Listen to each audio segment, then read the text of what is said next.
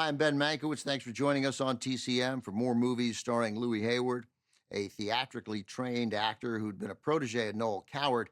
Hayward leapt enthusiastically into Hollywood's daring-do world of sword-playing swashbucklers and historical action heroes.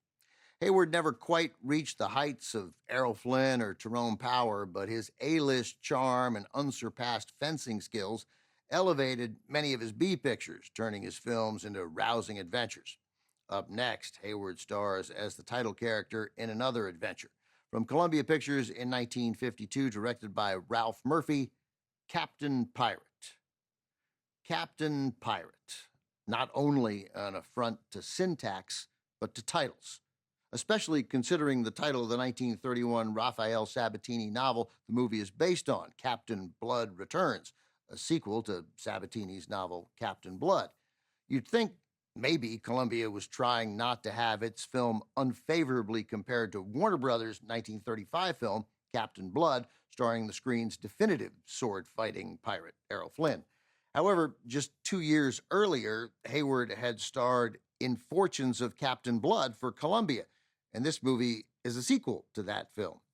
For whatever reason, even though Hayward plays Captain Peter Blood, the title here is Captain Pirate, which sounds like something my kid would make up on her birthday, her 5th birthday. Anyway, Captain Pirate it is.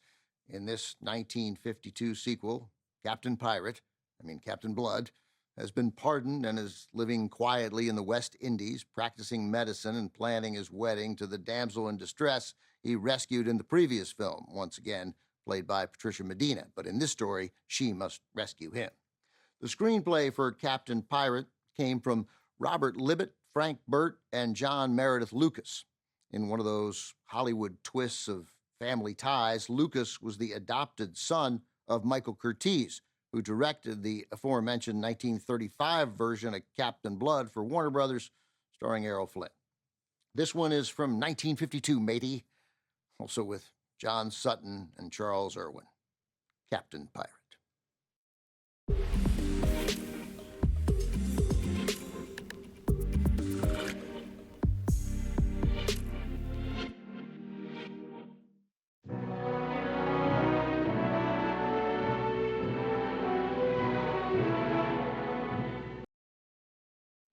Louis Hayward, the star of Captain Pirate, began his acting career on the English stage.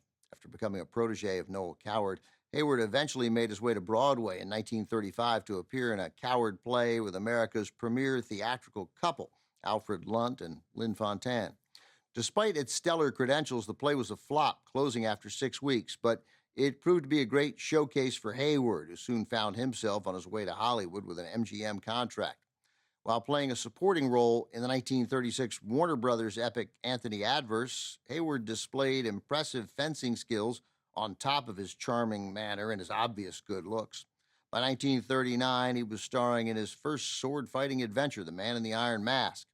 After many years of lunges, parries, and feints, Hayward's swashbuckling days finally ended with the film you just saw, the unfortunately titled Captain Pirate, in 1952.